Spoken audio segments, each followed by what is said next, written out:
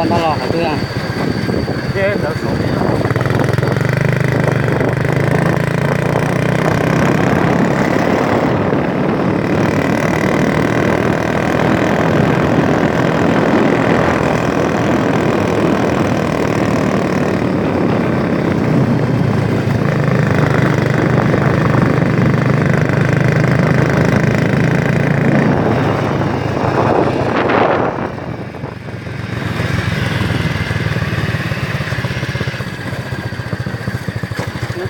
trong projet hả?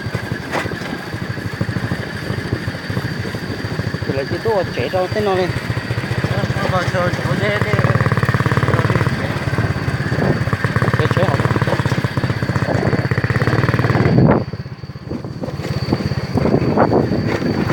Còn gì nữa thở.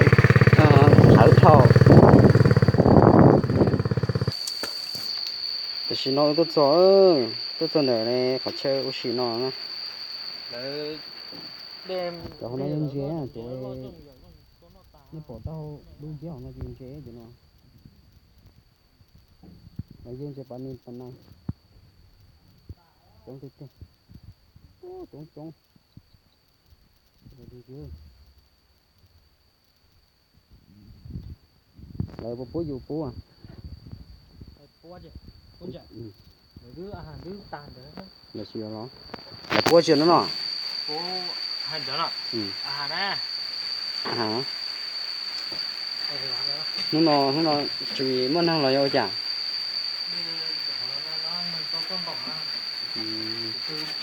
Để nó nhân được lúc hả? Tặng cái tặng của mà chúng tiền cho ông buồn nữa đấy. Bây giờ.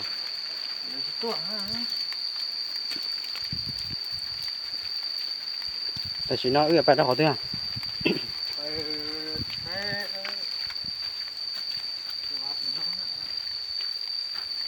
Tại anh chỉ tên thay tên nó nhớ là chỉ hai trái đi. Rồi nhóm rồi bỏ. Có chế. Chế nhớ để nhà chúng nó nhẹ bỏ.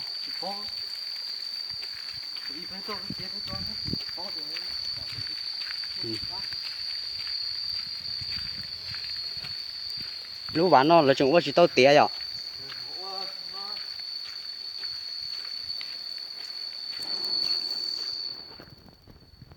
Thôi sao tông thay gì cho nữa. Sẽ mà không chỉ một tao. Đây là sắp vào con. Đây.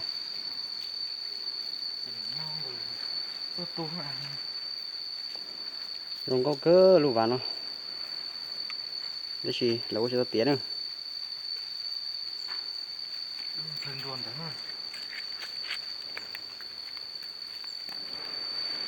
Là chúng có chỉ tao tía.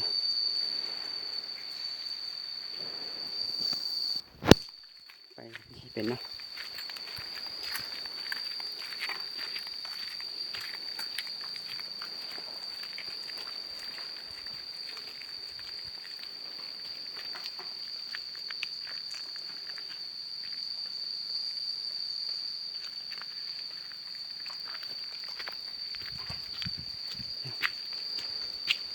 dây cái số cho số tung số nón đó nữa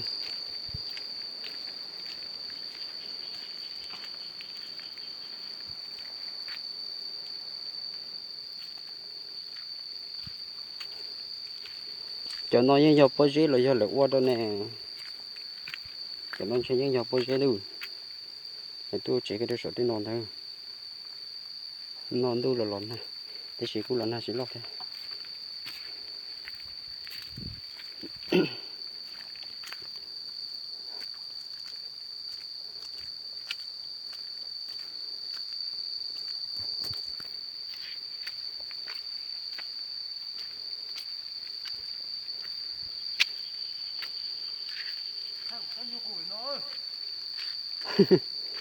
ô mua đã chỉ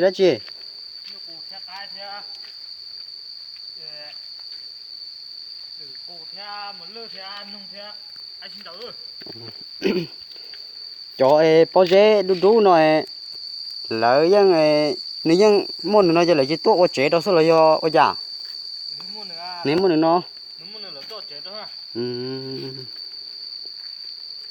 thì cha sẽ tôi chế đó ạ nó vào nó lo từ tới vào nó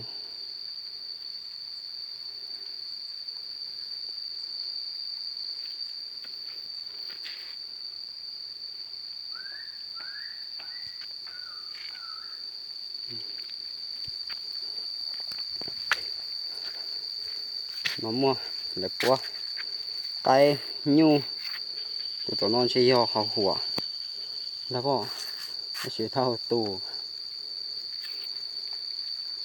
nó ổn na nè rồi mua tự đi xì mua tự mà lư đi xì nữa nặng thư đi xì nữa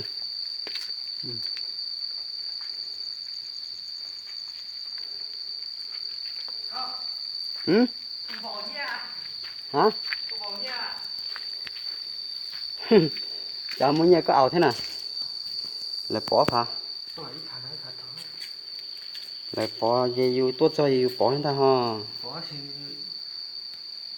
thọ thay có ở tụi mình lọ lên ô nên lấy kho giờ cũng chỉ lấy kho cái này nó chuột lên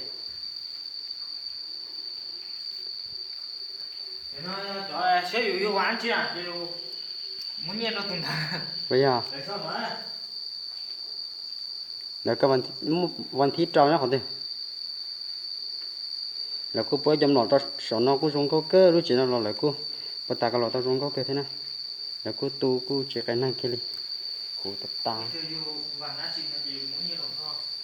dùng có tập ta xì nhóc cơ nó tao khó chế gì xưa